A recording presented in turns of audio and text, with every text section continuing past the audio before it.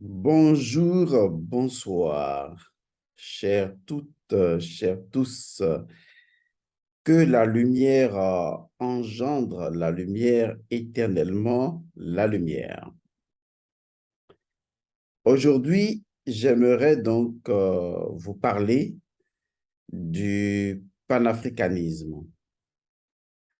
Je voudrais aller sur un terrain assez glissant, ce que j'aime d'ailleurs faire. Mais ce que les gens doivent comprendre dans ma démarche, il ne s'agit pas du tout de créer de la conflictualité. Il ne s'agit pas pour nous de prétendre détenir un savoir si illustre que nous pensons avoir raison. Il ne s'agit d'ailleurs pas d'avoir raison. Il s'agit d'interpeller toutes les dimensions pour donner corps, définition à un concept. Parce que lorsque vous définissez une chose d'une manière précise, vous lui conférez une identité, une entité agissante, et à travers elle, vous allez agir. Les définitions ne sont pas mauvaises en soi. Ce que fait une définition, c'est de circonscrire véritablement un champ d'action opératoire. Et tant que la définition n'est pas comprise largement et qu'au-delà de la définition, on puisse, tout en transcendant la définition, entrer dans la signification et la symbolique d'une chose, tant qu'on ne peut pas faire ça, nos actions seront abracadantesques et nous nous poserions tout simplement la question de savoir pourquoi les choses ne fonctionnent pas comme elles devraient fonctionner. Sachez qu'une idée ne suffit pas. Sachez qu'une parole ne suffit pas. Sachez également qu'une action ne suffit pas. Ce qui est important au-delà de l'action, au-delà de la parole et au-delà de l'idée, c'est la signification que tout cela représente pour nous dans notre esprit, pas dans le mental, dans l'esprit. Il est important de comprendre ça. Ce qui rassemble les gens, c'est l'esprit. Ce n'est pas la définition, c'est l'esprit. Ce n'est pas une idée, c'est l'esprit derrière l'idée, le symbole, la symbolique, tout ce que l'idée évoque de symbolique. C'est ce qui fait la force d'un mouvement, ce qui fait le pouvoir d'un mouvement, ce qui fait la puissance d'un mouvement. Il y a des gens qui ont élaboré des idéologies, mais qui n'ont pas abouti. Il y a des gens qui ont élaboré des idées, mais qui n'ont pas abouti. Il faut savoir qu'il y a une dimension au-delà de la communication. C'est la dimension de la communion. Tous les êtres communient avant de communiquer. Nous sommes tous en communion dans une dimension préverbale, dans un langage de la nature, ou le langage de la nature que j'appelle le symbolisme. Nous sommes tous un. Nous sommes en communion. Maintenant, la communication est basée sur cette communion, pas l'inverse. Je l'ai toujours dit. La dimension symbolique nous retourne à cette communion. La signification nous retourne à cette communion. De telle sorte que lorsqu'on éveille cette dimension symbolique de la chose en vous, vous vous sentez appelé, vous vous sentez interpellé, vous vous sentez en communion avec la chose. C'est ce que le mouvement du panafricanisme doit faire. Rechercher d'abord la dimension cultuelle du panafricanisme. Pas seulement la dimension politique, pas seulement la dimension culturelle, puisque le culturel doit continuellement se nourrir du cultuel, c'est-à-dire la dimension de la signification et de la symbolique des choses. Là où l'esprit fonctionne et là où nous sommes tous en communion de façon préverbale.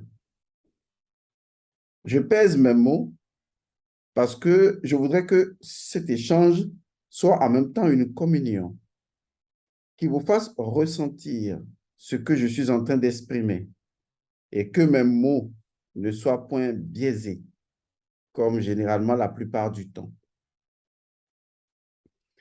Alors, je vais entrer dans la dimension culturelle du panafricanisme.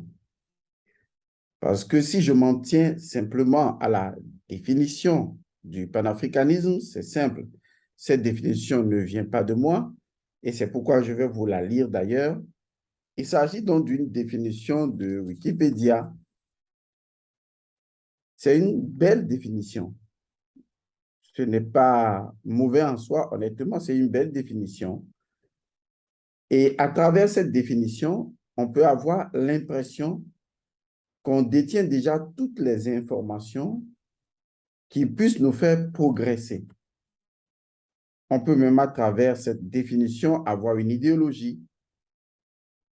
Mais est-ce que nous avons associé cette idée, cette idéologie, cette définition, est-ce que nous l'avons adossée à une étoile? C'est-à-dire, est-ce que nous l'avons accrochée à un mythe, à une légende, à une symbolique, à une signification, à une transcendance des choses?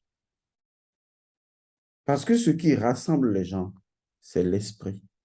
Il ne faut jamais l'oublier. Il ne s'agit pas des mots.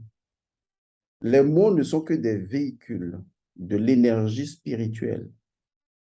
Et quand l'énergie spirituelle est adossée à un totem significatif et symbolique de la représentativité de la chose elle-même dans l'esprit, je vous assure, il y a un pouvoir si immense dans le symbole et sa symbolique, car c'est le symbole et la symbolique qui confèrent à l'esprit la force d'agir. Vous vous rappelez de ces mouvements qui se sont soulevés d'un seul coup, simplement parce que un symbole est né. Et je vais vous révéler une vérité. Il est prouvé que l'homme ne pense pas par des mots. L'homme pense par image. Et c'est en cela que nos ancêtres ont réalisé une prouesse. Ils ont utilisé le Médounétel, les hiéroglyphes, ils ont créé des images parce qu'ils savaient que l'homme ne pense pas par mots. L'esprit humain ne pense pas par mots, mais par image. Lorsque vous fermez les yeux, vous écrivez mentalement le mot amour. Pour vous, c'est un mot, mais pour votre esprit humain, ce n'est pas un mot, c'est une image. Donc, pour l'esprit humain, les mots sont des images. C'est pour cette raison que le langage primitif de l'esprit humain, le langage primitif de l'esprit humain, c'est l'image. C'est d'ailleurs la raison pour laquelle, lorsque moi j'ai enseigné à la maternelle, au cours primaire, au cours secondaire, c'est pour cette raison que j'aime bien expliquer les choses d'ailleurs. Parce que devant des élèves, des enfants, des écoliers, il faut être clair et innocent. C'est à travers des images qu'on commence à instruire les enfants. On leur montre une image, l'image de ceci. C'est d'ailleurs ce qui fait la puissance de l'Afrique. Parce que le premier enseignement que l'Africain donne à son enfant, c'est la nature. Il lui montre d'abord les choses de la nature, les objets, l'image. C'est très important. Le langage primitif du cerveau humain, du cerveau primitif, c'est l'image. Il faut garder ça à l'esprit. Et c'est d'ailleurs ce qui fait la magie de la chose. Car le mot image n'est pas loin de la magie des choses. C'est tout simplement là, dans l'image, que se trouve la magie et la force des choses.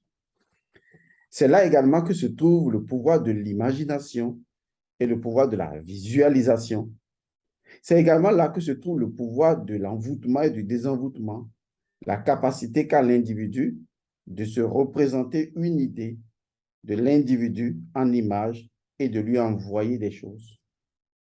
Retenez bien ceci, le cerveau humain et l'esprit humain, les deux étant différents, ne pensent pas par mots, même si vous en avez l'impression, mais plutôt par image. À cause du cerveau primitif qui a prééminence sur les autres cerveaux, l'être humain pense par image. Pour le cerveau humain, c'est vu comme étant des images, même si pour le cerveau néocortex, vous, l'être raisonnant, puisqu'on a trois cerveaux, vous voyez les choses en mots, mais ce sont des images pour le cerveau primitif. Une fois qu'on a compris cela, on comprend d'ailleurs pourquoi la représentativité des choses est importante dans la tradition archaïque africaine. Pour la simple raison que on y trouve le vrai langage, le langage symbolique. Car pour l'esprit, je ne dis pas l'esprit humain, vous écoutez très bien ce que je dis, pour l'esprit, toutes les formes sont des représentations. Ce monde n'est pas un monde de vérité. Certes, c'est un monde de réalité, mais pas de vérité. Et ce qui permet de faire la frontière entre la réalité et la vérité, c'est la représentation ou la représentativité. Une fois que vous avez saisi cette clé-là, vous savez alors que quand vous approchez les choses, vous avez beau les définir, mais vous ne toucherez jamais leur essence. Mais par contre, si vous considérez les choses comme étant des symboles d'un principe transcendant, alors à travers cette représentation, vous pouvez pénétrer la représentativité de la chose et plonger dans le principe premier de la chose. Et donc, pour moi, une définition est toujours limitante. Je ne conteste pas la définition, cela fait partie du processus. Cela fait partie de la dimension culturelle. Cela fait partie du raisonnement, de la logique. Une définition nous permet de savoir quel est le champ d'action opératoire sur lequel nous fonctionnons. Mais si cette définition n'ouvre pas la porte vers une transcendance, intégrant ainsi ce que j'appelle la symbolique des choses, alors on va s'égarer. Et c'est ce qui se passe généralement dans plusieurs mouvements où les gens s'égarent parce qu'ils ne sont pas fixés, accrochés à une étoile, c'est-à-dire à une transcendance, à un mythe, à une légende, à quelque chose hors du cerveau qui représente l'identité de l'esprit et qui les fasse réagir ou agir de l'intérieur. J'espère avoir été suffisamment long et précis. Et j'espère aussi que vous m'avez compris parce que je parle souvent de façon si complexe que la plupart des personnes ne comprennent pas les choses. Mais il faut prendre le temps d'écouter, de réécouter ce que je dis et de comprendre. Je redis ici que mon intervention n'a nullement pour but de créer une conflictualité au niveau donc du panafricanisme, mais j'aime bien apporter ma pierre à l'édification de ce mouvement africain, entre griffes, je ne vais pas revenir là-dessus pour le moment, et que les compréhensions s'élargissent, qu'on soit sûr que vraiment, quand on prend ce mouvement, on le comprend ou on peut l'améliorer. C'est tout ce que moi, j'apporte en fait. Alors, allons d'abord à la définition de Wikipédia. Comme je l'ai dit, ce n'est pas du tout mauvais, c'est une belle définition. Chacun peut définir ça à sa façon, mais il faut quand même un consensus définitionnel et celui-ci me paraît, bon, pas exceptionnel, mais c'est quand même une base fondamentalement bonne. Alors, on définit le panafricanisme comme suit. mouvement politique et culturel qui considère l'Afrique, les Africains et les descendants d'Afrique hors d'Afrique comme un seul ensemble visant à régénérer et unifier l'Afrique ainsi qu'à encourager un sentiment de solidarité entre les populations africaines. Je vous relis ça encore une fois. Mouvement politique et culturel qui considère l'Afrique, les Africains et les descendants d'Africains hors d'Afrique comme un seul ensemble visant à régénérer et unifier l'Afrique, ainsi qu'à encourager un sentiment de solidarité entre les populations africaines. Alors, vous convenez avec moi que, quoi qu'on dise, ce n'est pas trop mauvais en termes de définition, puisqu'on retrouve quand même les éléments fondateurs en termes d'idées, d'idéologie du panafricanisme. Et je me dis que c'est une définition. Maintenant, est-ce qu'on peut aller loin dans cette définition? Parce qu'on pourrait se poser beaucoup de questions. Quand on parle d'Africains, qui sont les Africains dont on parle? Qu'est-ce qui caractérise ces Africains? Est-ce la couleur de la peau? Qu'est-ce qui les caractérise vraiment? Est-ce que parce qu'ils viennent du continent ou ont des parents sur le continent? Parce qu'on dit qu'ils considèrent l'Afrique, les Africains et les descendants d'Afrique hors d'Afrique. Alors, la question est-ce que nous sommes en train de nous poser la question de savoir qu'est-ce qu'un Africain? L'Afrique. On pourrait bien se poser cette question. Parce qu'aujourd'hui, dans ce débat, tout le monde se lève et se dit « Je suis panafricain, je suis panafricain, je suis panafricain ». C'est une très bonne chose. Mais on pourrait aussi se poser la question de savoir est-ce qu'un Français né en France, à la peau blanche, pourrait un jour se dire « Je suis panafricain ».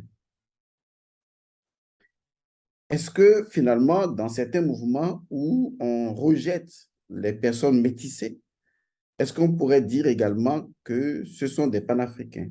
En fait, je veux juste me poser la question bêtement, quels sont les critères qui identifient un Africain? Parce que c'est des éléments sur lesquels il faut vraiment qu'on s'entende. Mais pour ne pas faire ce débat pour le moment, je voudrais simplement nous emmener dans une dimension, disons, je ne vais pas dire plus élevée, mais différente. Et je vais demander à chacun de faire sa propre réflexion. Je ne suis pas ici pour obliger les gens à croire à quelque chose. Je voudrais juste, dans ma méthodologie à moi, qui est celle de la connaissance du principe premier, je veux juste aller plus loin et connaître le principe premier du panafricanisme. Au-delà du panafricanisme, même de ce mot qui a été conçu à une période historique, j'aimerais, par le fait que ce mot n'est pas le hasard selon les éléments qui le constituent, j'aimerais aller au-delà de ce mot. Car si une chose se produit, c'est qu'elle se produit selon la loi, selon une loi qui provient d'un principe premier, selon naturellement l'identité de la métaphysique qui dit il y a le principe, il y a la loi, il y a le fait. Et donc, si on parle du panafricanisme aujourd'hui, on doit pouvoir parler justement de ces trois identités, le principe premier, la loi et le fait du panafricanisme. Je veux considérer encore la définition et les définitions. Je n'en connais pas beaucoup, je pense que toutes les autres définitions sont bonnes, comme étant des lois sur lesquelles les gens fonctionnent et agissent dans l'actualité des choses. Mais je me pose la question, est-ce que nous avons étudié la dimension culturelle du panafricanisme? pour voir quel est le mythe, la légende, la mythologie, la symbolique, la signification qui est cachée derrière. Alors, je vais faire un petit exercice avec chacun d'entre vous. L'exercice est le suivant. D'où vient le mot panafricanisme? Je ne parle pas de façon historique. Je veux parler de ce qu'on appelle la métaphysique du langage. Ça existe, je vous assure, ça existe. Je vais partir d'un mot qui fait partie du panafricanisme. Je vais l'identifier comme un substantif. Ce mot, c'est pan, P-A-N. Parce que, après tout, c'est le mot le plus important, qui d'ailleurs va donner une identité fonctionnelle à l'africanisme ou à l'africain. Ce mot m'interpelle énormément. Pan, P-A-N. Vous n'imaginez pas la valeur fondamentale de ce mot.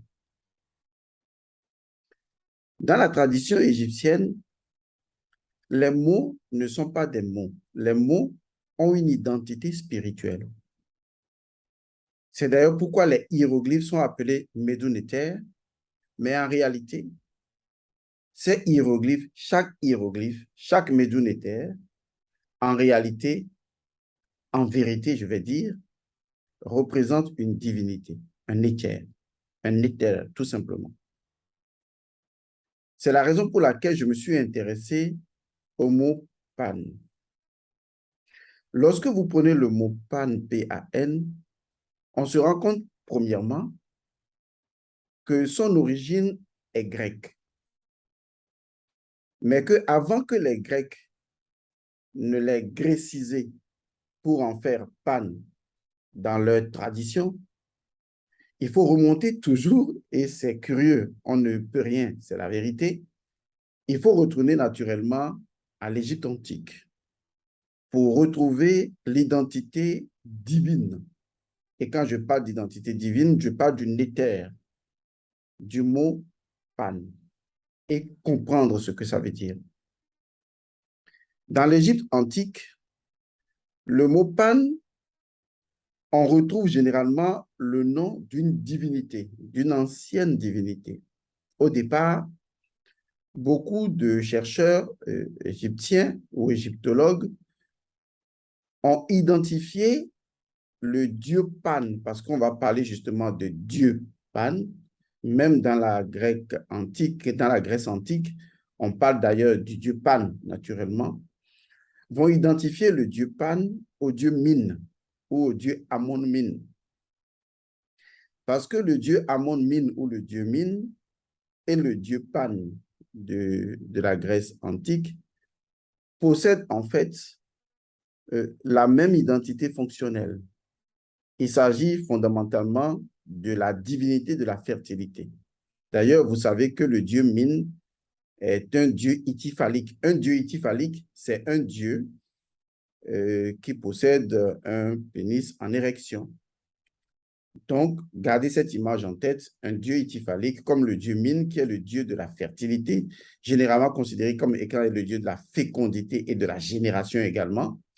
Et donc, beaucoup de personnes ont identifié, ont vu que le dieu Pan de la Grèce antique était une forme modifiée, n'est-ce pas, du dieu Min ou du dieu Amon-Min. Une autre divinité a fait son apparition, qui représente également dans l'Égypte antique ce que je pourrais appeler l'élément premier du dieu Pan de la Grèce antique. Il s'agit donc du dieu Baneb Djedet. Baneb Djedet, ça veut dire Ba-Neb Djedet. Djedet, c'est un nom en égyptien qui veut dire Mendes, qui représente un peu comme une ville de l'Égypte ancienne. Et Neb, ça veut dire seigneur. Généralement, même ce qui est beau, mais ce qui est seigneur. Bon, ce qui est beaucoup plus parfait va dans les fers. Neb, donc, représente également Seigneur.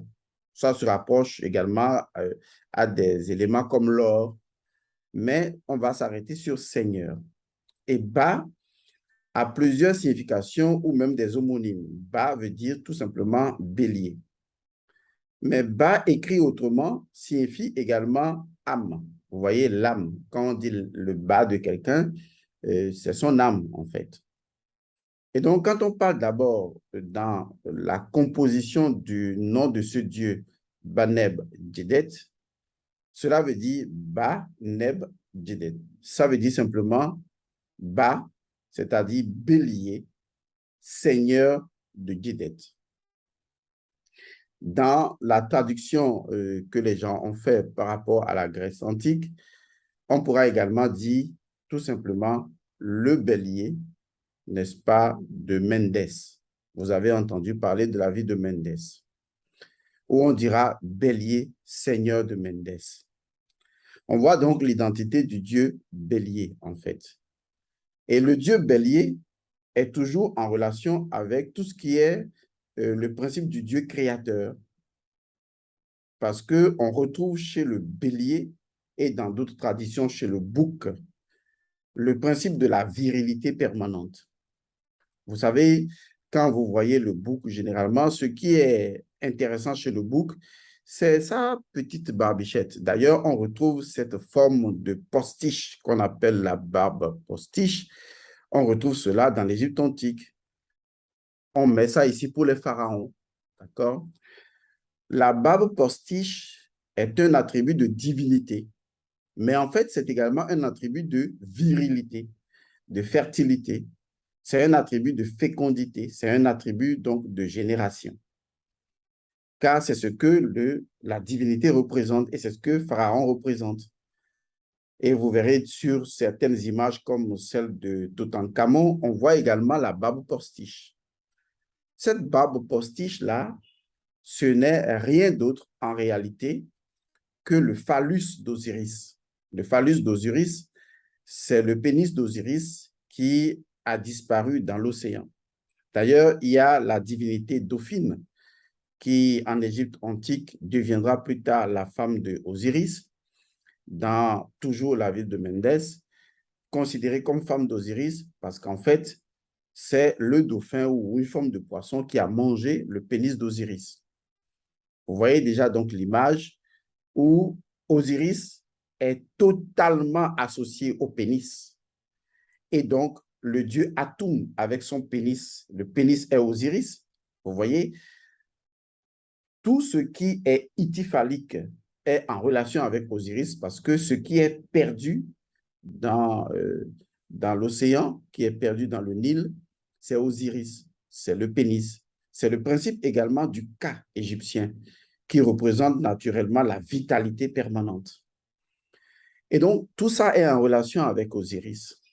C'est la raison pour laquelle, dans la ville de Méndès, on considère non seulement Baneb Djedet comme étant le bas seigneur de Djedet ou bélier seigneur de Méndès, mais on considère également, dans une autre appellation, on parlera toujours de Baneb Djed, c'est-à-dire bas du seigneur Osiris ou bas du seigneur du Djed. Celui qui est le seigneur du Djed, vous savez, le Djed, c'est le pilier Djed. Le pilier Djed, c'est aussi bien la symbolique de la colonne vertébrale que la symbolique du pénis, du phallus, en fait, d'Osiris, puisque le Djed est appelé le phallus d'Osiris. D'ailleurs, soit dit en passant, quand vous prenez une bougie et que vous priez devant la bougie représente le phallus. Il faut le comprendre comme ça. La bougie représente le phallus. C'est le phallus d'Osiris. C'est le symbole ou la symbolique du Djed. Et donc, il faut comprendre que lorsqu'on parle justement de cette divinité-là qui s'appelle Baneb Djedet, qui va être également nommée d'une autre façon, à savoir Baneb Djed, c'est-à-dire le bélier, si vous voulez, on peut dire le bélier du seigneur du Djed, comme on peut dire, puisque le bélier représente la virilité, on peut dire également le phallus du seigneur du Djed, mais on peut également dire, et c'est là que l'Égyptien est intéressant, puisque le bas, écrit d'une certaine façon, signifie bélier, mais signifie également l'âme. C'est la raison pour laquelle on parle justement du bas du seigneur du Djed, c'est-à-dire de l'âme du seigneur du Djed. L'âme du seigneur du Djed, c'est l'âme d'Osiris. En réalité, il n'y a pas de différence entre l'âme d'Osiris et le phallus d'Osiris. Parce que justement, l'âme étant le principe par excellence de la transformation, de la métamorphose, de la réincarnation, de la résurrection, naturellement, l'âme possède ce pouvoir de fertilité et à travers l'âme, eh bien, un corps peut revenir à la vie. Le pouvoir de l'âme est également en relation avec la déesse Isis, qui représente d'ailleurs la magie.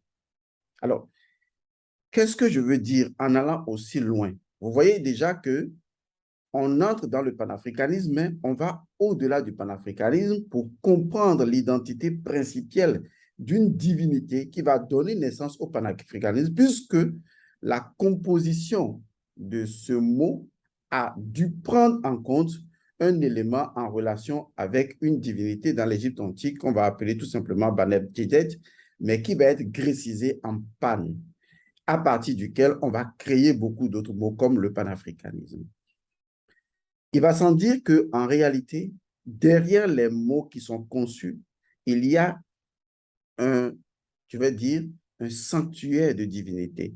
Derrière les mots, il y a des divinités. C'est d'ailleurs ce qui fait la valeur des Médounétaires, parce que les Médounétaires ne sont pas simplement la langue des dieux, mais en fait, les informations linguistiques, si on peut ainsi parler de langue, de linguistique de Médounétaires, ces informations sont en relation avec des Nekeru, c'est-à-dire avec des divinités. Et chaque hiéroglyphe est une divinité. Il faut voir ça comme ça. Parce que pour l'Égyptien, l'homme ne pense pas par mots, mais il pense par image. Et cela le rapproche plus du concept de la représentativité et de la représentation, qui sont les éléments par lesquels l'esprit voit le monde. Parce que pour l'esprit, tout ce qui existe dans l'univers est représentation. Tout ce qui est dans le monde est symbole. Il faut tout simplement pénétrer les symboles et entrer dans la symbolique et connecter la force qui existe entre le symbole et, et la symbolique. C'est ce qui fait la force intérieure. Il y a quelque chose qui vous rappelle une chose et ça décuple votre force parce que dans votre esprit, une image apparaît. J'ai tenté de vous faire comprendre une seule chose. Il y a une dimension culturelle du panafricanisme. Et cette dimension culturelle du panafricanisme, dont, selon moi, en fait, est en relation tout simplement avec un principe, celui de la fertilité, de la fécondité et de la génération. Mais dit ainsi, ça ne va pas être compris.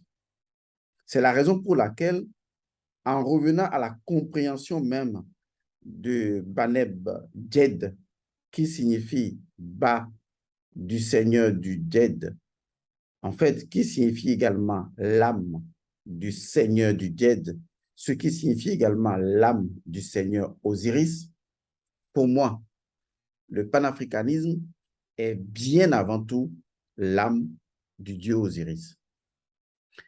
Pour moi, c'est ce qu'est le panafricanisme. Parce que tant que je ne retrouve pas une identité spirituelle dans un mouvement, je ne retrouve pas non plus ce que j'appelle des valeurs et je ne retrouve pas non plus ce qui m'est vraiment important au-delà des valeurs et également au-delà de la morale.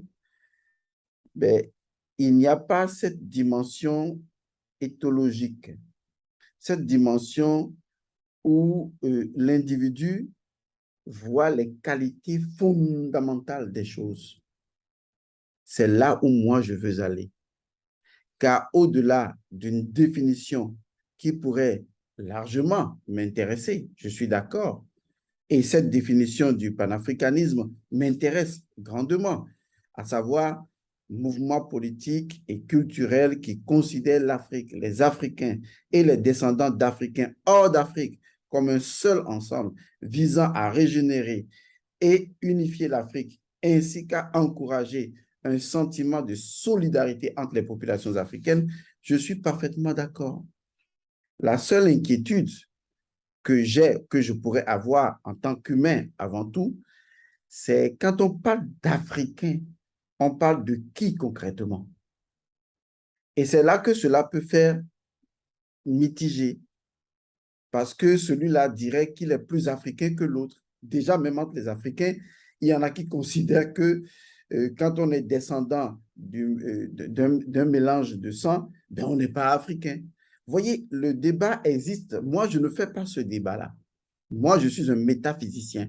Je vais dans les principes premiers des choses. Alors, je nous pose la question, à savoir, là va se poser le problème, mais c'est qui l'Africain finalement? Parce qu'il y a des Africains en Afrique qui, je vous assure, ne sont pas des Africains. Et finalement, qu'est-ce qui nous permet d'identifier l'Africain? C'est ce qui m'amène à nous transporter dans la dimension relative à ce que j'appelle la légende et mythe du dieu Pan, qui en fait est en relation avec le dieu Baneb Djedet, c'est-à-dire le bélier de la cité de Mendes, ou tout simplement qui représente ce que j'appelle Baneb Djed, c'est-à-dire l'âme du Seigneur Osiris. Pour moi, le panafricanisme est tout simplement un mouvement qui représente l'âme du dieu Osiris. Et tout ce qui peut faire partir du dieu Osiris. Le dieu Osiris en lui-même est un symbole que je clarifierai, est un principe premier que je clarifierai. Mais tous ceux qui font partie de l'âme d'Osiris, tous ceux qui peuvent prôner le mystère d'Osiris, tous ceux qui peuvent vénérer le principe Osiris, tous ceux qui peuvent être en accord avec la métaphysique, la philosophie, l'identité, la vie d'Osiris, je dis bien la vie d'Osiris, pour moi, ce sont non seulement des Africains, mais ce sont de vrais panafricains. Maintenant, il nous faudra comprendre, mais c'est quoi Osiris en tant que principe? Mais avant, je voudrais conclure en disant que il y a des gens qui sont panafricains, mais on ne présente pas comme étant des panafricains. Par exemple, les peuples africains autochtones sont fondamentalement de vrais, véritables panafricains. Parce que ce sont des peuples dont les actions visent à préserver le principe de fertilité, de virilité, de fécondité, le principe de génération, en fait, les attributs de la Maat. C'est important de comprendre ça, que pour moi, je considère que ces peuples autochtones, ces peuples qui ont tissé des rites et des cérémonies chtoniens qui les mettent en relation avec l'autochtonie et l'énergie de l'autochtonie de la terre dans leur géospiritualité, je les considère, eux, avant tout, comme étant des panafricains. Car c'est une nature de la vie d'Osiris. Osiris représente également les manes ancestrales. Je considère les manes ancestrales qui, en fait, fondent notre identité de descendants, je les considère comme étant des panafricains. Ça constitue la légende du dieu Osiris. C'est pour cette raison que je souhaiterais, c'est mon point de vue, hein, je ne l'impose à personne, je souhaiterais que si nous voulions parler de panafricanisme en tant que peuple fondamentalement spirituel, que nous n'ignorions pas que la première dimension par laquelle nous devons appréhender le panafricanisme doit être la maîtrise des mythes et des légendes qui configurent l'idéologie même du panafricanisme. Pour moi, c'est vrai que la définition de Wikipédia et d'autres définitions dans beaucoup de livres africains que je respecte, j'adhère à cela. Mais pour moi, de par ma position de métaphysicien, pour moi, le panafricanisme, c'est tout simplement l'âme du dieu Osiris. Et c'est un mouvement dans lequel tous les gens qui y participent connaissent, maîtrisent le mythe osirien, s'incorporent l'identité d'Osiris et agissent comme des Osiris. Ce n'est pas simplement un mouvement terrestre, mais c'est un mouvement au-delà de la Terre, même dans le monde des ancêtres. C'est un mouvement qui va jusque là-bas, je vous l'assure. C'est un mouvement qui doit intégrer les trois identités du dieu Osiris. Parce que si un peuple ou une population n'a pas une dimension symbolique de son mouvement, c'est-à-dire l'âme du dieu Osiris, qui nous regroupe tous ensemble, si nous sommes panafricains, nous sommes d'abord appartenants à l'âme du dieu Osiris, au mythe osirien, à la philosophie d'Osiris, à la légende d'Osiris. C'est à partir de là que nous sommes panafricains.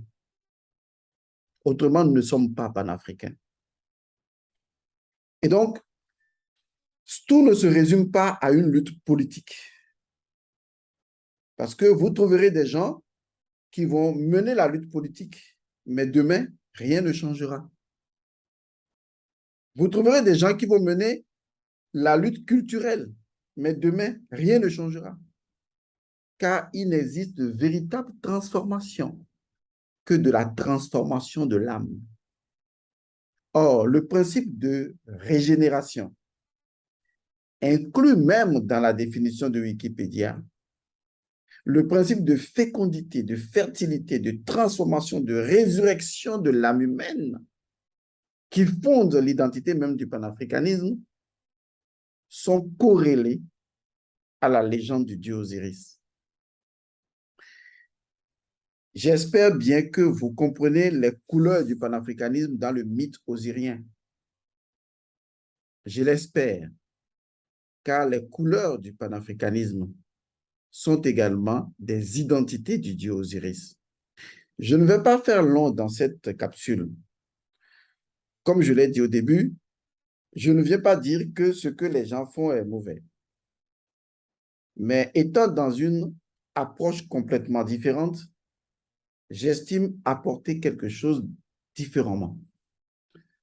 Si cela peut aider les gens à se projeter dans l'esprit des choses pour se faire une représentation symbolique et voir réellement la chose à laquelle ils appartiennent, avant même d'appartenir à un mouvement terrestre, et d'identifier ainsi les vrais acteurs de ce mouvement, alors je pense que ce mouvement va réussir. Autrement, ben, on verra. Je vous retrouve la prochaine fois dans une autre capsule. Je sais que cette capsule peut faire des vagues. Je l'espère d'ailleurs. J'aime que ça fasse des vagues. J'espère que vous avez compris. J'espère que vous comprendrez. J'espère que chacun se fera une idée de ce qu'il aura entendu. Et j'espère que beaucoup de personnes pourront revoir avec de nouvelles approches comment est-ce qu'on peut gagner tous ensemble le combat. Que les bénédictions soient, Père,